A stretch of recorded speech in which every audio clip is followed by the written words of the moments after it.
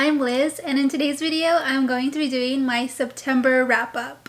I'll be sharing all the books I've read this month, starting with my lowest rated books and then moving on to my highest rated books. I'll only be talking about the books I've read in the latter half of the month. If you're interested to know my thoughts on the other books in this video that will only be mentioned along with their ratings, you can head on over to my mid-month wrap-up, which will be linked down below in the description. With that said, let's go ahead and get started. First up, we have Where Dreams Descend by Janell and Alexis. This is the first book in the duology Kingdom of Cards. This book drew inspiration from Phantom of the Opera and Moulin Rouge. We start off following Kalia as she performs in a nightclub called Hellfire House.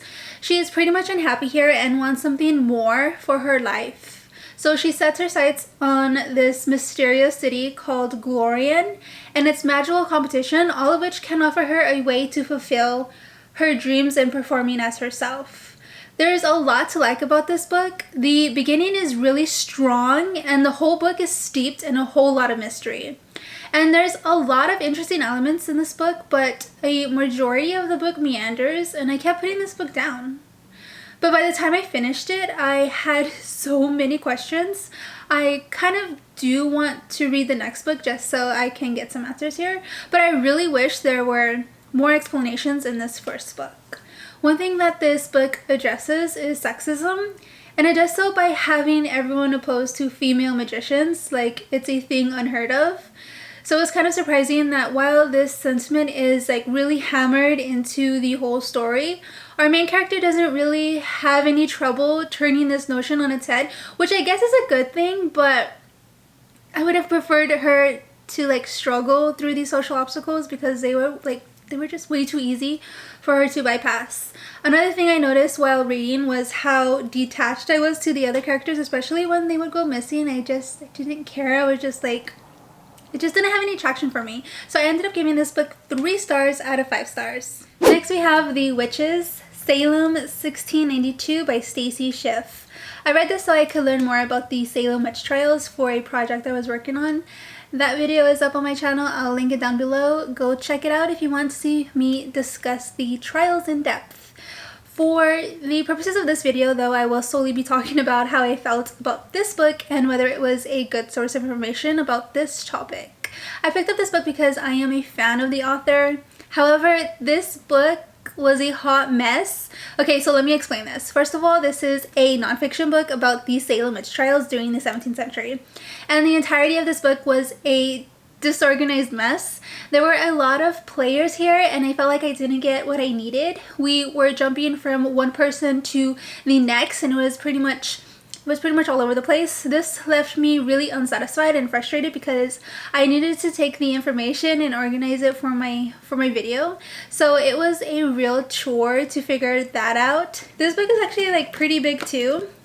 It's like 500 pages long, and a lot of the times we were focusing on the justices or the ministers or people who weren't even present during the trials. I just wished we had more focus on the accusers and accused. A lot of this book is really boring and dense. With this book, I felt like, okay, you just gotta go in and get out and get what you need. Having said that, there was of course a lot of useful information that I was able to gather and used for creating my video I mentioned earlier. This book is very factual, but it also weirdly strays away from this sometimes and gives you a really descriptive account of witches flying on poles as if it actually happened. And I don't know how I feel about that. I mean, I guess I liked it, but it just felt odd to see that in a nonfiction book. I will say this though, since a lot of the court records were destroyed, Schiff does a relatively nice job with what she has to work with. I've always found the Salem witch trials to be extremely fascinating, so I ended up giving this book 3 stars out of 5 stars. Then we have The Night Swim by Megan Goldin. So I grabbed the audio for this one and I thought the audio was really well done, and I flew through this mainly because I wanted to know how this story would end. In this mystery thriller, we follow Rachel Kroll, the host of a true crime podcast, as she reports on a rape case that's unfolding in court. So in addition to this, she's also investigating a cold case that happened in the same town decades earlier. When I read this part, I was like, now come on, you've bitten off more than you can chew.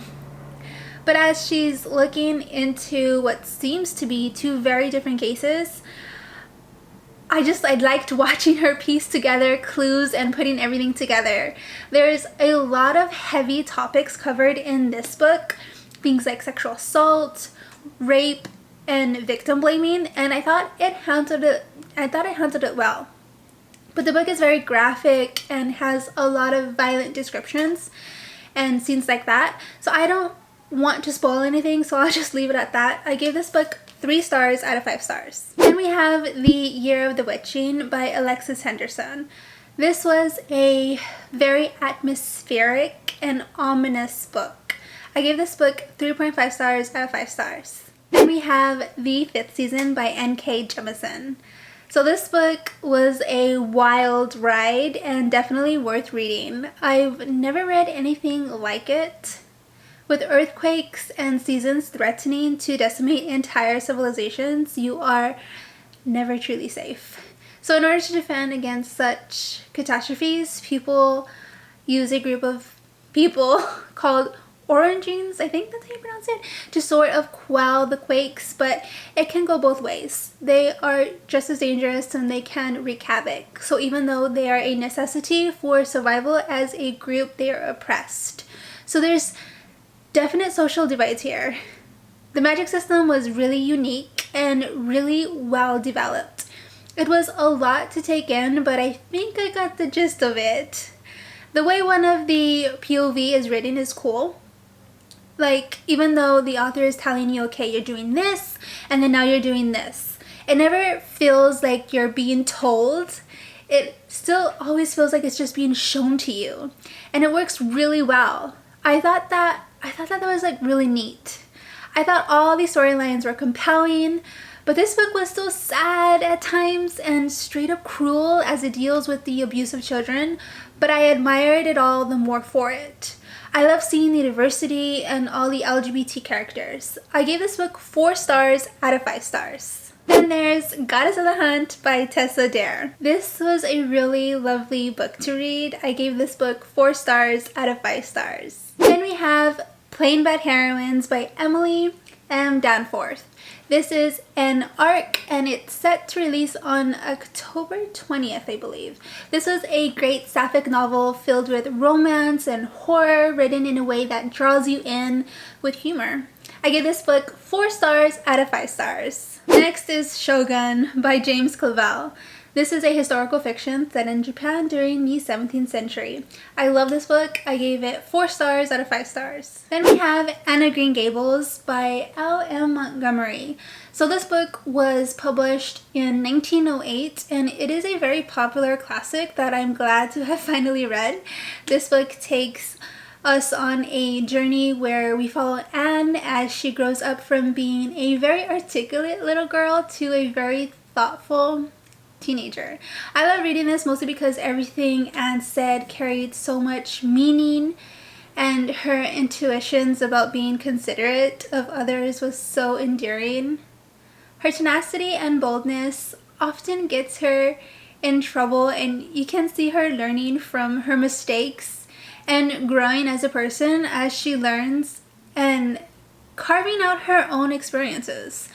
The scuffles she does get into are so heartwarming and I was smiling when I was reading a good majority of this book. I loved how she's always on the lookout for friends and I love seeing her imagination run rampant.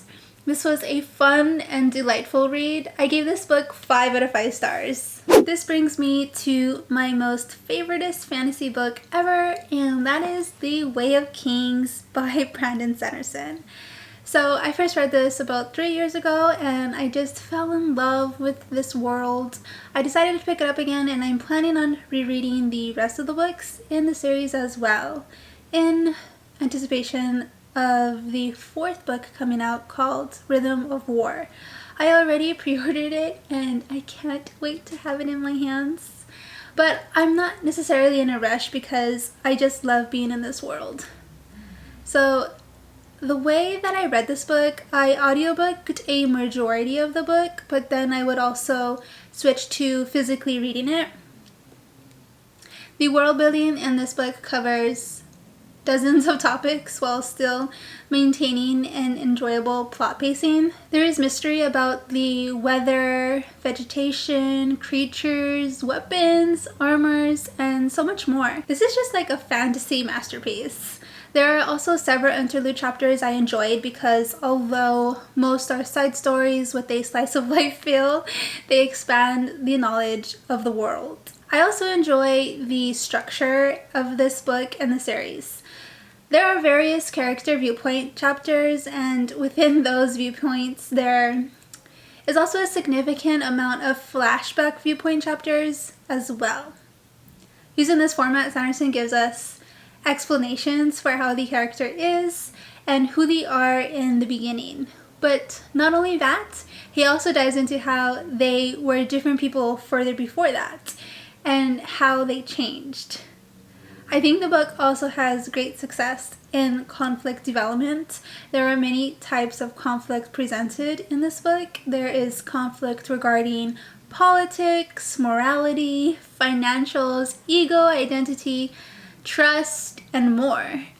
Even though this is a reread for me, it still feels fresh and I loved catching all the foreshadowing.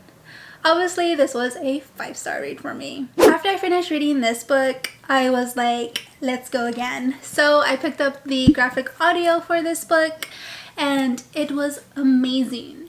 The graphic audio is a totally different experience, even though obviously it's the same story. At its core, it's totally different. Here I thought the audiobook was very captivating, but the graphic audio is incredibly immersive. Gave this 5 stars as well. Well, that's it for this video. These are all the books that I've read this month. Consider subscribing for you won't miss any of my upcoming videos. Thank you so much for watching and I'll see you next time. Bye!